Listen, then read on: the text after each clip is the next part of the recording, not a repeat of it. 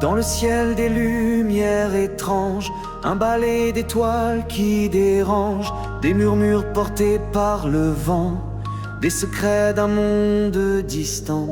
Ils descendent dans une clarté, leur visage d'éternité, leur regard personne au mystère, une sagesse venue d'autres sphères. Civilisation venue d'ailleurs, ils touchent nos âmes et nos cœurs, ils dansent sur des notes stellaires, des voyageurs au-delà des frontières. Des symboles gravés dans la pierre, leur histoire suspendue dans l'air, leurs vaisseaux brillent comme des rêves, ils tissent des liens que rien n'élève, leur voix résonne comme un écho, une harmonie sous un halo. Ils offrent des clés pour l'infini, un voyage vers l'inconnu.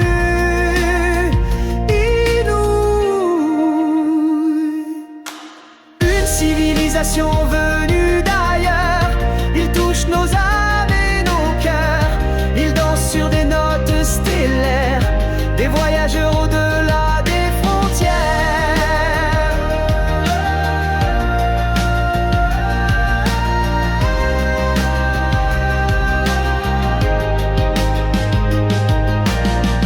Dans le ciel des lumières étranges, un balai d'étoiles qui dérange, des murmures portés par le vent, des secrets d'un monde distant. Ils descendent dans une clarté, leur visage d'éternité, leur regard personne au mystère, une sagesse venue d'autres sphères. Une civilisation venue d'ailleurs, ils touchent nos âmes et nos cœurs, ils dansent sur des notes stellaires, des voyageurs au-delà des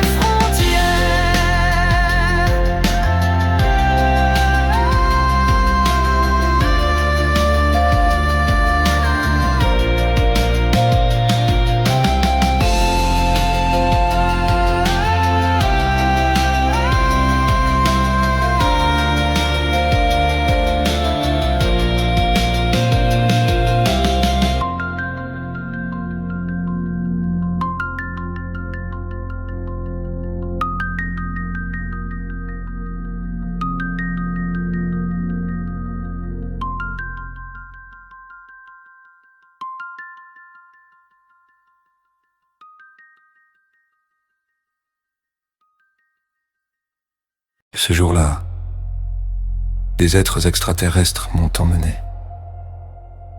Ils m'ont non seulement révélé leur capacité à voyager dans le temps, mais m'en ont fait la démonstration. Leur technologie, bien au-delà de notre entendement, leur permet de manipuler le tissu même de l'espace-temps. Leurs révélations sont vertigineuses. Ils seraient venus sur Terre à de multiples reprises et serait à l'origine de l'apparition de la vie sur notre planète. Grâce à cette maîtrise totale de l'espace-temps, ils naviguent non seulement à travers les époques, mais également entre des univers parallèles. Voici la suite de mon histoire.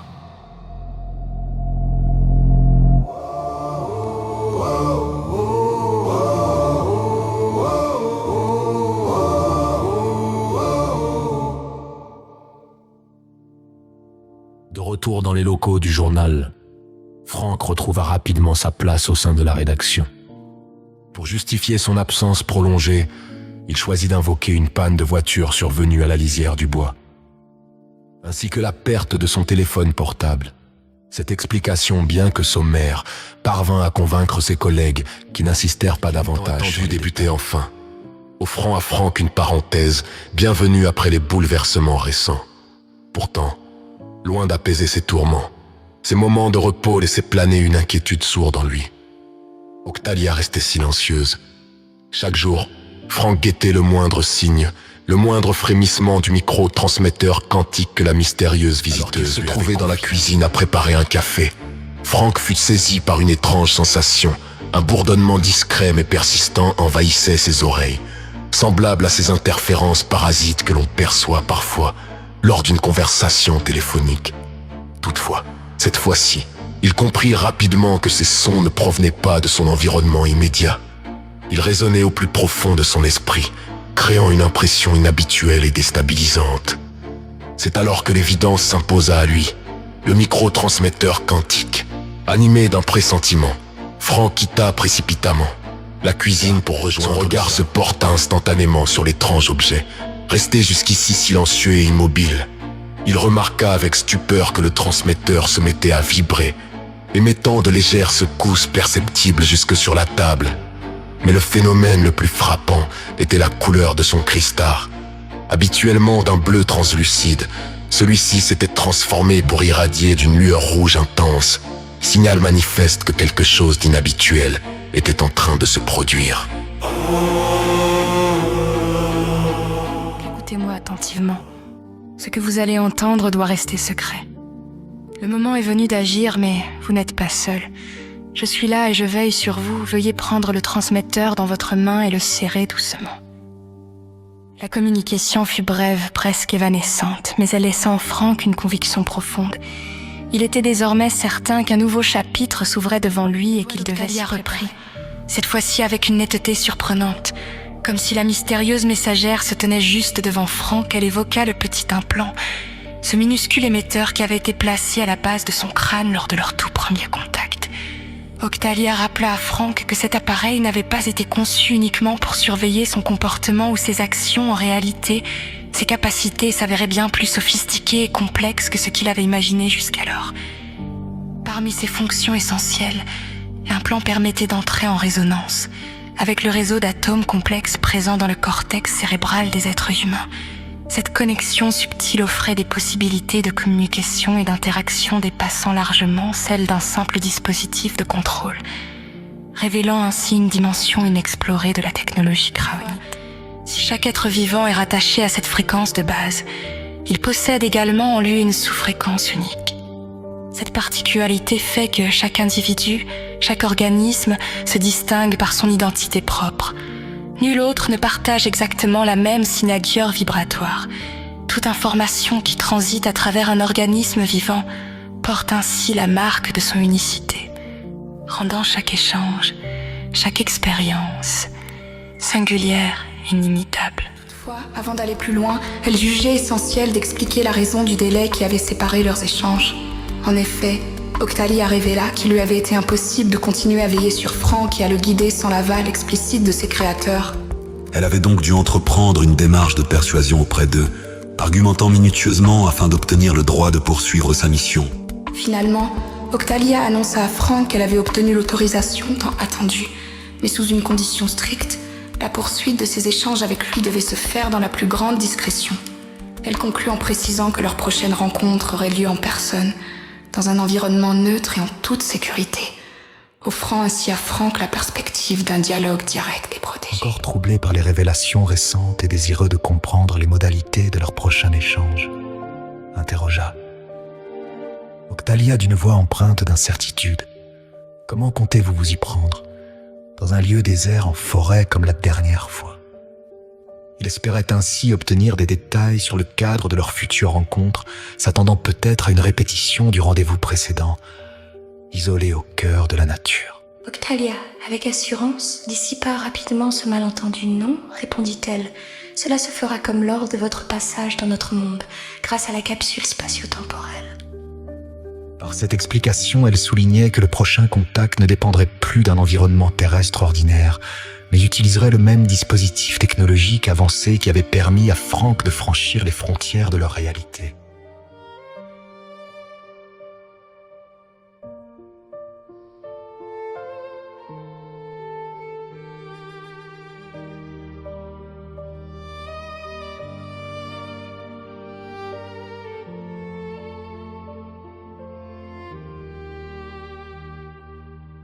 Franck, désireux de clarifier les modalités pratiques de la prochaine rencontre, s'enquit auprès d'Octalia.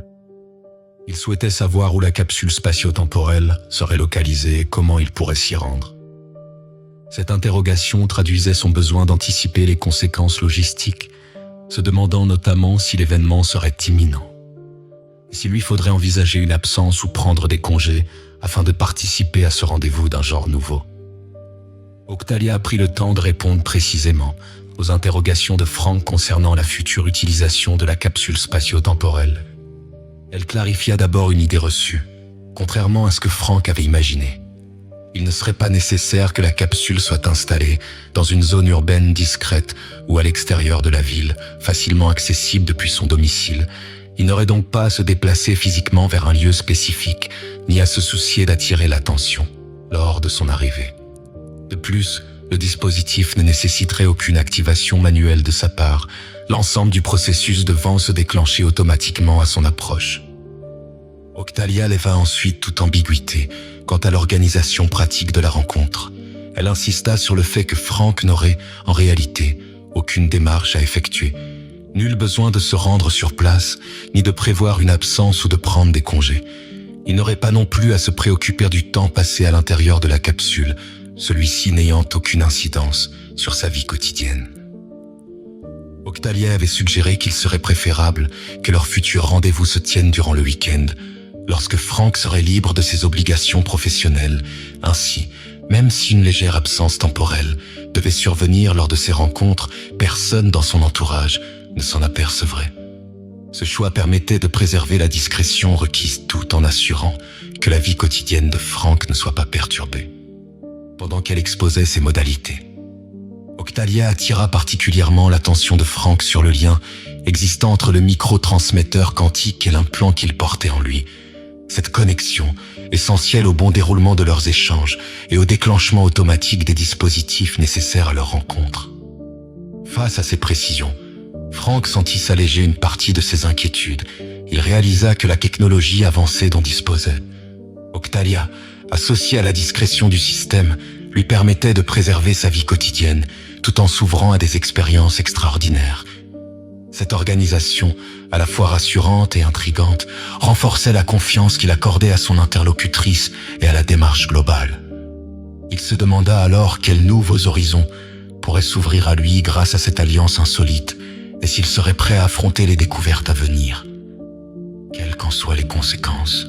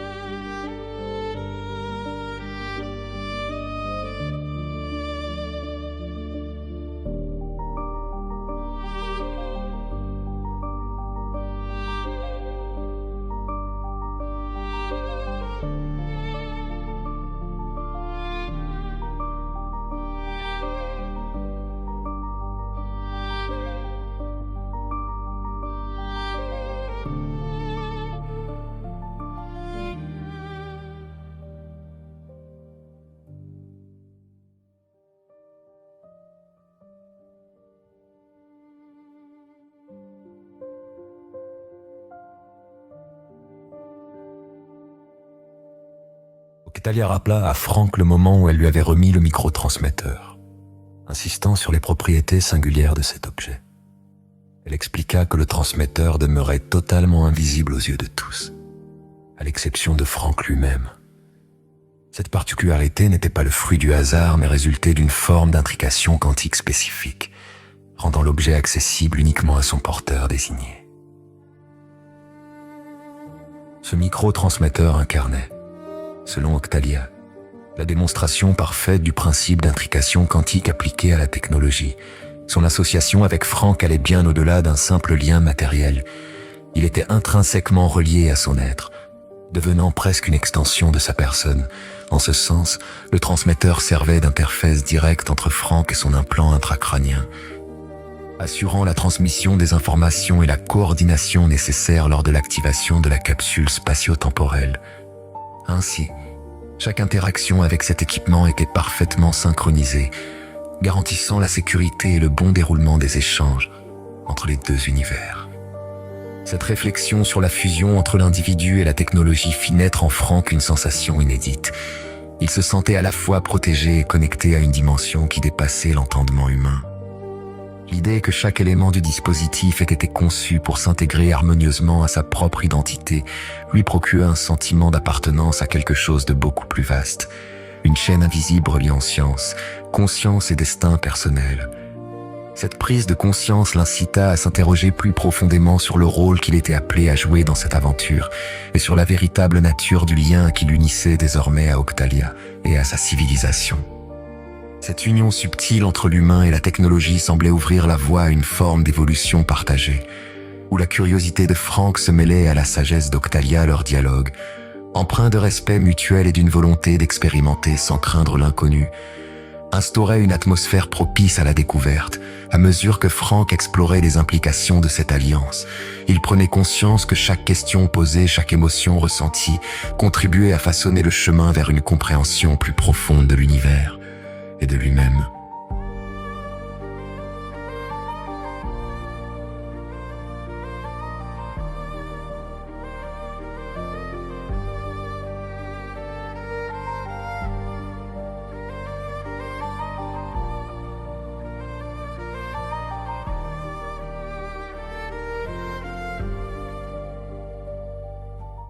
Octalia, adoptant une voix douce et rassurante, s'adressa à Frank afin de sonder sa disposition face à l'étape cruciale qui se profilait. Elle lui demanda avec délicatesse s'il se sentait prêt à vivre l'expérience qu'ils préparaient ensemble, marquant ainsi une transition concrète vers l'inconnu qu'ils avaient soigneusement préparée. Surpris par la rapidité de cette proposition, Frank marqua un temps d'hésitation avant de répondre. Sa réaction, empreinte d'étonnement, traduisait à la fois sa surprise et une curiosité teintée d'audace. Pourquoi pas, accepta-t-il finalement, manifestant ainsi une ouverture à la nouveauté et à la confiance qu'il portait en Octalia.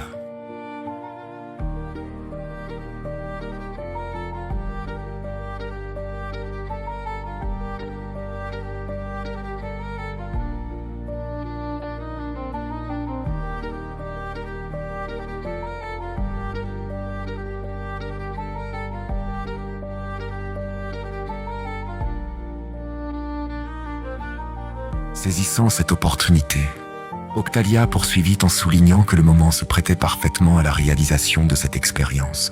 « Nous sommes le week-end, précisa-t-elle, et à moins que vous n'ayez des projets particuliers, rien ne s'oppose à ce que l'on débute l'aventure immédiatement. » Cette proposition simple, formulée avec bienveillance, venait sceller la possibilité d'un passage vers l'inédit et concrétiser l'alliance naissante entre les deux protagonistes.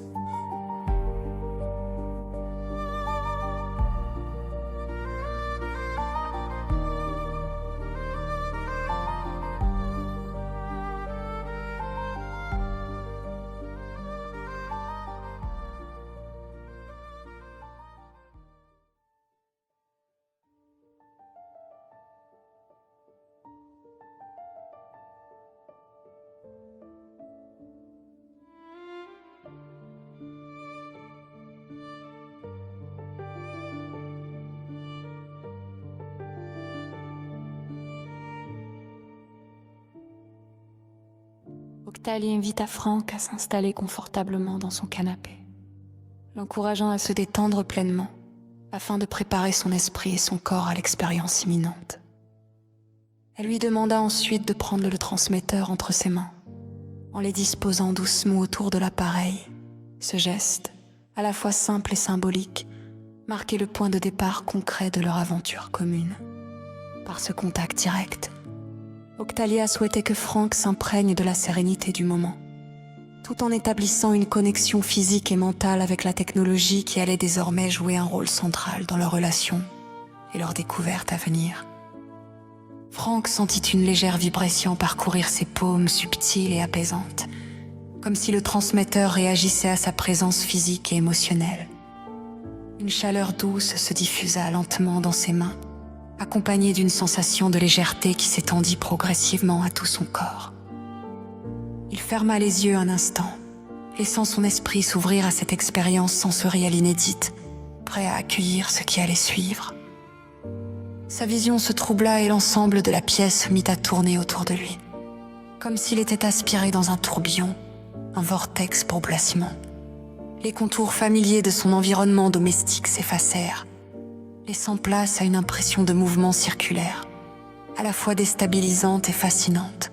Franck, pris dans cette spirale sensorielle, ressentit un mélange d'étrangeté et de flottement. Comme si la réalité elle-même se déformait autour de lui, ce phénomène semblait le transporter vers une dimension nouvelle, où le temps et l'espace perdaient leur cohérence habituelle, signalant le début de l'expérience à laquelle il s'était préparé avec Octalia. Le trouble de sa vision et la rotation de la pièce marquaient ainsi le passage concret vers l'inconnu, et scellaient l'entrée de Franck dans l'aventure commune avec Octalia. Quelques instants plus tard, Franck ouvrit les yeux et découvrit une pièce circulaire à l'esthétique épurée et résolument moderne. L'endroit était marqué par des lignes courbes et l'emploi de matériaux lisses, conférant à l'espace une impression de raffinement technologique. Le regard de Franck fut aussitôt attiré par un couloir cylindrique, dont les parois arrondies étaient ponctuées d'anneaux concentriques s'étendant vers l'arrière, accentuant la perspective et la profondeur du lieu. Des bandes lumineuses blanches serpentaient le long des murs et du plafond, diffusant une lumière douce et uniforme qui enveloppait l'ensemble d'une atmosphère sereine et futuriste. À l'extrémité du couloir, une source de lumière orangée et chaleureuse, évoquant la douceur d'un soleil couchant ou l'ouverture vers un extérieur inconnu, contrastait nettement avec l'éclairage plus froid du couloir, ajoutant une touche d'humanité à cet environnement high-tech. Les parois étaient également ornées de panneaux rectangulaires sombres, qui pouvaient être des écrans de contrôle ou des interfaces de commande, renforçant l'idée d'une technologie avancée. Le sol, parfaitement lisse, présentait de subtils motifs géométriques et reflétait délicatement la lumière, participant à la sensation de pureté et d'ordre qui régnait dans la pièce. Pendant quelques secondes, Franck resta immobile, absorbé par la splendeur silencieuse de cet environnement radicalement nouveau. Il se demanda s'il était réellement arrivé dans un autre lieu, ou si tout cela n'était qu'une subtile projection de son esprit, orchestrée par la technologie d'Octalia. Cependant, la précision des détails, la sensation de fraîcheur de l'air et l'écho léger de ses propres respirations le persuadèrent peu à peu de la réalité de cette expérience. Un sentiment de curiosité mêlé à une légère appréhension l'envahit, alors qu'il avançait prudemment vers le couloir, guidé autant par l'éclat de la lumière orangée que par l'appel silencieux de la découverte.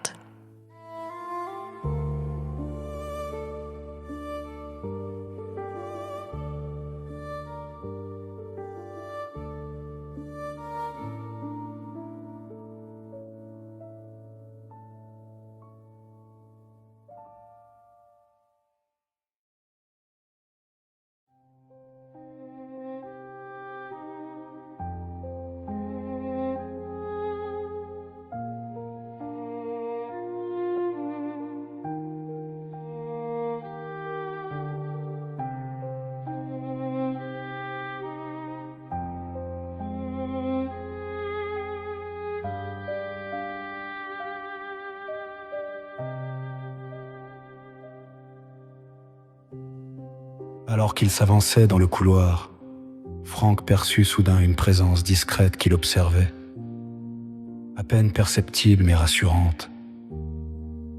Une voix douce et modulée émergea de l'ombre, l'invitant à poursuivre sans crainte, lui rappelant que chaque étape de cette expérience avait été pensée pour son bien-être et sa compréhension. Ce soutien invisible renforça sa confiance et l'encouragea à franchir le seuil lumineux, prêt à découvrir les secrets qui l'attendaient de l'autre côté. Au moment où il franchit le seuil, une sensation nouvelle s'empara de lui. Franck éprouva comme une expansion de sa conscience, une perception accrue de son environnement.